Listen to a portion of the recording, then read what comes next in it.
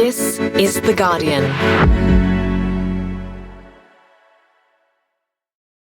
Reged Ahmad here on Gadigal land with the full story.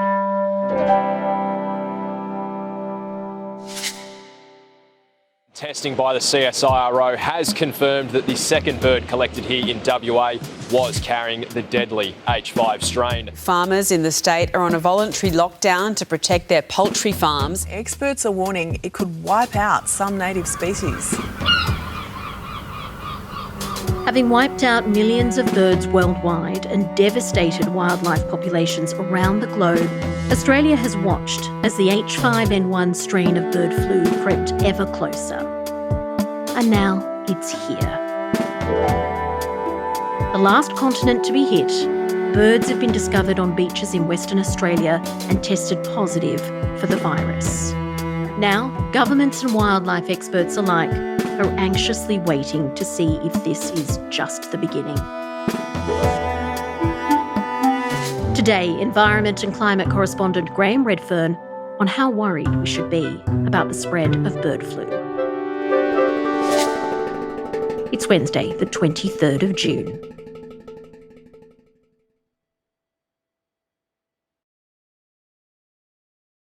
Hi, Graham. It's good to see you. Welcome back to Full Story. Thanks a lot, Reged. How are you? Look, I'm well, and we're going to be talking about a major story here. We've been watching bird flu creep towards Australia for some time, and Australia has managed to keep it at bay. But how did it finally get onto our shores? Yeah, I mean, I'll try and give you the short, long version of this story, but I mean, this particular strain that people are really worried about, it was detected in a goose farm in China in 1996, but things started to go wrong around 2021 in Europe. It's got to every continent on the planet, and Australia was the last holdout.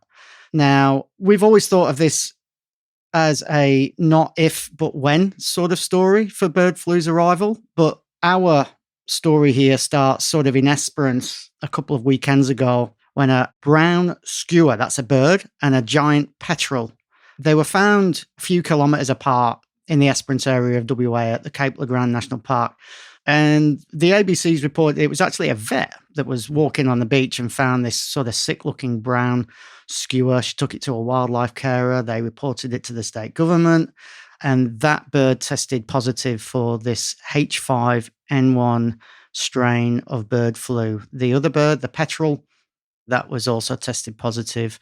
Both birds have since died. And the thing about this is, we've been thinking about bird flu arriving in Australia for years and years, and there's been testing for several years. So we can't know for sure if it's actually arrived anywhere else. Maybe we've had some lucky escapes in recent years. We won't really know. But this regular monitoring and this testing for a few years, so far at least, they haven't found any mass deaths, and there's nothing been detected as positive until now. I guess what people are wondering is, how contagious is this strain of bird flu? How worried should we be? Yes. So if we're talking about wildlife populations, we should be really worried because it has been shown to be incredibly infectious among wild birds and a lot of mammal species. So this particular virus doesn't seem to hang on in humans very well or infect humans well at all, but it does do really well in bird species and animal species. And people might think, haven't we had bird flu in Australia before? We've had different strains. Well, there was a 2024 outbreak. There was. That was something called H7. So a different strain. That did mean hundreds of thousands of birds had to be killed in the poultry industry. But that wasn't this strain. This strain, let's give it its full name. It's not really fun, but anyway, highly pathogenic avian influenza H5N1 clade 2.3.4.4b. That really, we just need to look at examples from overseas to see just how bad this could be for Australia. We've reported that this strain of bird flu has sort of killed or caused the culling of about 280 million commercial birds, wild bird populations. It's likely in the millions, but nobody could really ever count. Probably more than 24,000 sea lions died in like Peru and Chile and Uruguay and Brazil in 2023. Researchers have estimated like 53,000 elephant seals in South Georgia have died. We reported only a few weeks ago on research from Australian scientists that 13,000 seal pups had died at Heard Island, and there'd been positive tests for elephant seals, king penguins, gentoo penguins, Antarctic fur seals, diving petrels. So globally, this has been an awful story. And I wonder if there's any reason to think it's going to be any different for us in Australia. So experts must be quite worried then. I mean, what is the likelihood of this outbreak getting out of control? Right. So we have to go back here now to how this spreads. The experts say that the scavenging habit of a lot of birds is the way that this can be spread. So there was one expert that I spoke to who kind of laid out a bit of a scenario for me.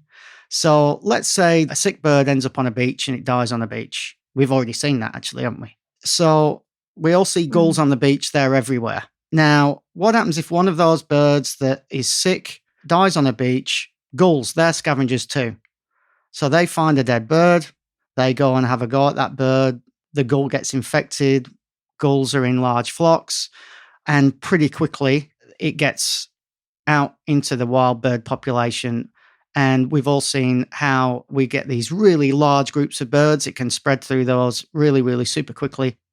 And in no time, it's uncontrolled. It's into the wild bird populations and into some of our mammal species as well. So, yeah, there's a lot of concern. But this virus's record overseas is why. Let's talk about how it could spread to other species. It's called bird flu. Yeah. But what are the environmental implications for us here in Australia? What kind of threatened species could it spread to? How big could that impact be? Globally, it's affected, I think it's more than 400 wild bird species, more than 40 mammal species. So authorities in Australia have got about 100 different response plans for different species and for different habitats. So that's telling us already that authorities think that there's a significant number of species that are at risk. Campaigners have said they're worried about things like the Tassie devil, the orange-bellied parrot, the Australian sea lion. But when you think about those sort of 100 response plans, it seems a bit unfair to be talking about just a handful of species. The other thing to think about as well for Australia is we have these high levels of what's called endemism. That is, animals that don't exist anywhere else. Unique species, basically. Yeah, they're unique species. A lot of our native animals are found nowhere else on the planet. So if we end up losing a species here because of bird flu, and already a lot of our species are in trouble, then there's a good chance that that's then lost from the planet entirely. So there was a national response plan, I think, that was launched in 2024. Scientists have been working up plans for a couple of years, even before that in Australia. So we've been getting ready for this for a long time. I mean, me as a reporter, we've been speaking to people for years, and people will have mentioned to us that experts that are really worried about the arrival of bird flu. Does that mean Australia is particularly vulnerable to this, given our unique species? It's hard to say whether we are vulnerable. I mean, one thing that's helped Australia actually is how isolated we are as an island. That's maybe a reason why it hasn't arrived yet. But we do have large flocks and big congregations of birds, and we do have species that are already kind of on the precipice, really, and are moving up those horrible charts for extinction risk. I do want to say one thing, though, and that is that so far we've got these 2 birds that are confirmed. So it's here in Australia, but there's no evidence yet that it's broken out into wild bird populations. Is there a chance that it might not? Well, I mean, looking around the world, it feels like if it's not now, then it might be soon.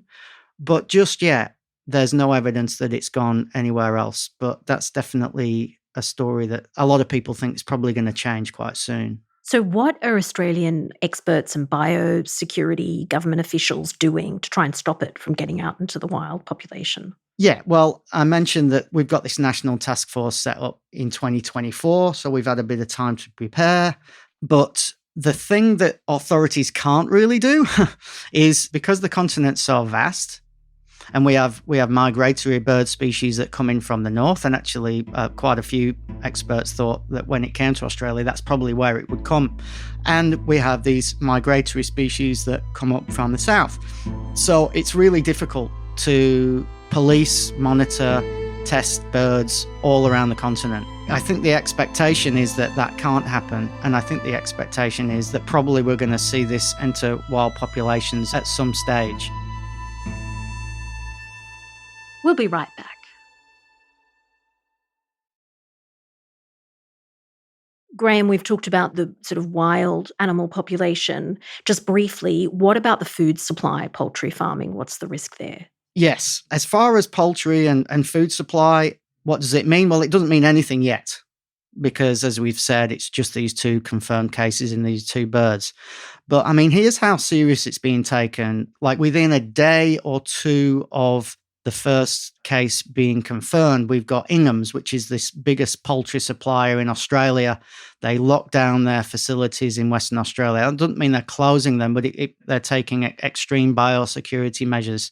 And that's when we've got no actual case in any commercial birds or in any facilities. The National Farmers Federation, they've said this week it's a really stressful time for farmers. But they're trying to sound positive. They're saying they feel that it can be managed and they think that Australia is pretty well prepared. But overseas, particularly in the United States, there's been huge losses of commercial poultry, for example. My colleagues at The Guardian in the UK reported last year that something like 280 million commercial birds have been killed because of this strain. So there's a lot of concern, there's a lot of stress and anxiety. You've mentioned the risk of a human transmission, but how serious a reality is that, a breakout amongst humans getting very sick from this different strain of bird flu? Yeah, the public health risk actually is considered to be really low. Human-to-human spread is almost unheard of with this virus, and we just don't catch it very easily. So for a bit of context, like there's been about 500 deaths globally since 2003. That's across 25 countries. Now, this is going to be a bit cold. Obviously, any death is awful, but that number's not a lot in the context of sort of illnesses. Like, for example, there was 1,700 people died of influenza last year in Australia. So where there is a risk, it's been found that it's highest for people actually working in the poultry industry or up close to infected animals. They've ended up working with infected birds. But I think for the general population, it's considered a really low risk. Just finally, Graham, what are people being told to do in the early stages of this outbreak if they come across sick birds? What's the plan? Yeah, so don't panic, call the authorities, stay vigilant. BirdLife Australia actually has been putting out some information. They say, like, look for groups of dead birds at lakes or beaches. And so then here's the public service announcement.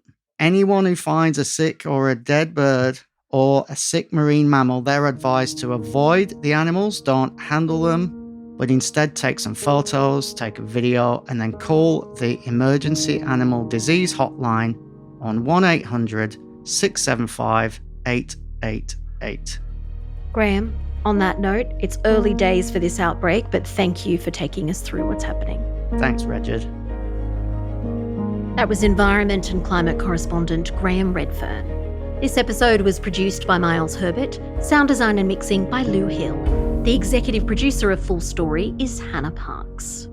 If you liked this episode, don't forget to subscribe or follow Full Story wherever you listen to podcasts, including on Spotify. I'm Reged Ahmad. See you soon.